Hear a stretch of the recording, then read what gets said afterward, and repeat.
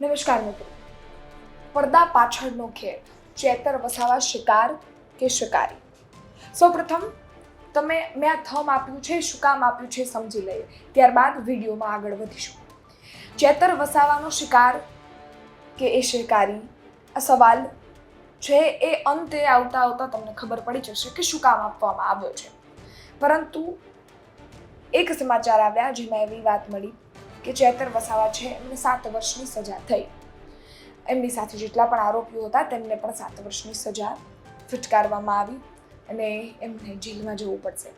ત્યાંથી એક રોષ, એક આક્રોશ ફાટી નીકળ્યો. એ આદિવાસી સમાજ હોય કે આમ આદમી પાર્ટી હોય, બધા લોકોએ વિરોધ પણ કર્યો અને ગઈકાલે એમના સમર્થનમાં એક સભાનું પણ ડેડિયાપાડામાં આયોજન થયું હતું અને એમાં હજારોની સંખ્યામાં આદિવાસીઓએ હાજરી આપી અને એક વસ્તુ સાબિત કરી દીધી કે ચેતર વસાવા છે એ જેલની અંદર હોય કે એ જેલની બહાર હોય, એમના સમર્થનમાં, એમના એક હાકલ પર આટલા આદિવાસીઓ ઊભા રહી શકે છે.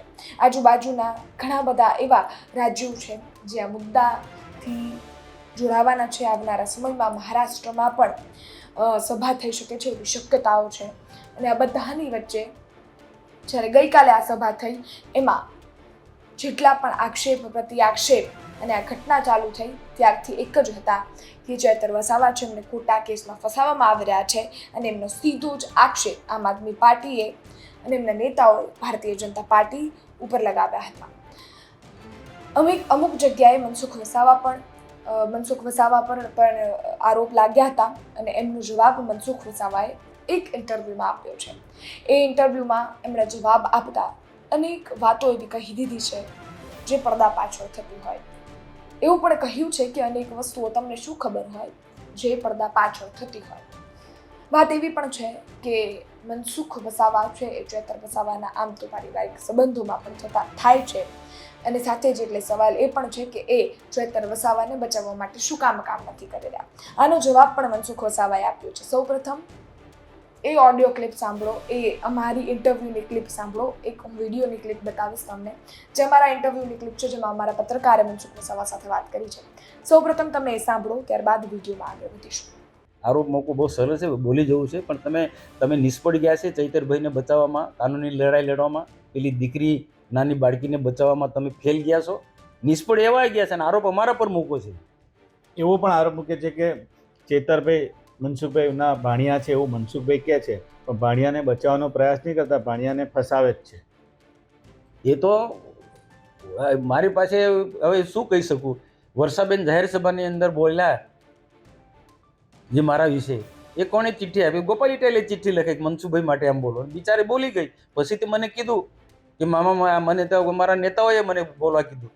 એ રીતના આ બધું પડદા પાછળ ઘણું બધું છે. એમના જે આકાઓ છે, આ ચૈતરના નામે રાજકીય ખીચડી આ લોકો પકાવે છે.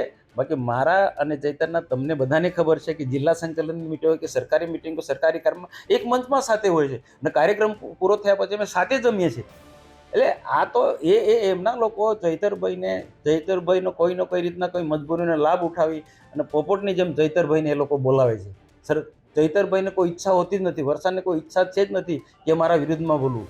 પણ આ ભૂતકાળ 1 વર્ષ પહેલાં તમે જુઓ, 1 વર્ષ પહેલાં પણ પાર્ટીના લોકો સાથે સંકલનમાં હતો. પાર્ટીમાં આવવાનો નહોતો પણ કામ કરવું છે સાથે રહીને સરકાર સાથે, એ એની ઈચ્છા હતી. તે વખતે પણ આખી ટીમ આવી ગઈ ડેડિયાપાડા. વિરાય માતાએ મંદિરે સંમેલન બોલાવીને ચૈતરને કીધું ભાજપ વિરુદ્ધમાં બોલું, મનસુખભાઈના વિરુદ્ધમાં બોલું, સરકાર વિરુદ્ધમાં બોલું, ને બોલવું પડ્યું.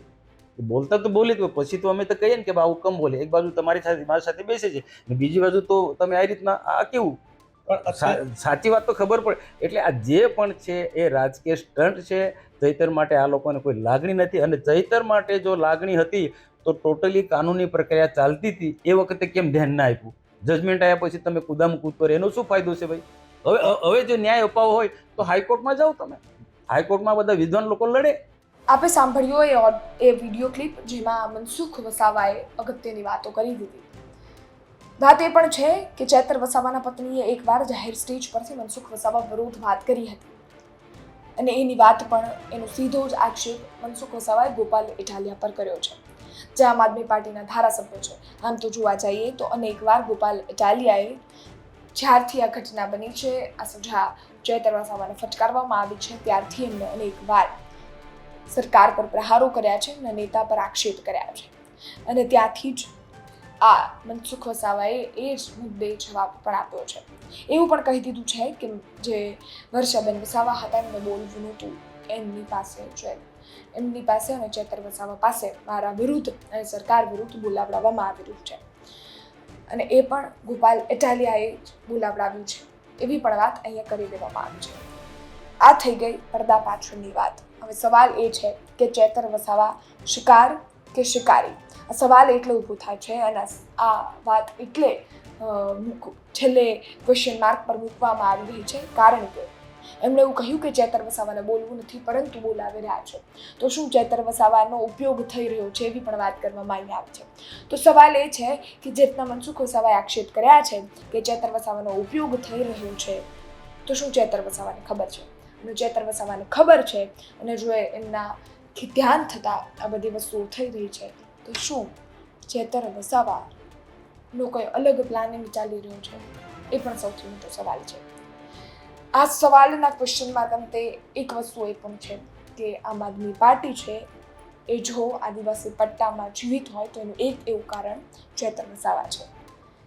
એનો સબૂત, એનો પુરાવો સ્થાનિક સ્વરાજ્યની ચૂંટણી પણ હોઈ શકે છે અને એ બહોળી સંખ્યાના આદિવાસીઓ પણ હોઈ શકે છે જે ગઈકાલની સભામાં હાજર હતા.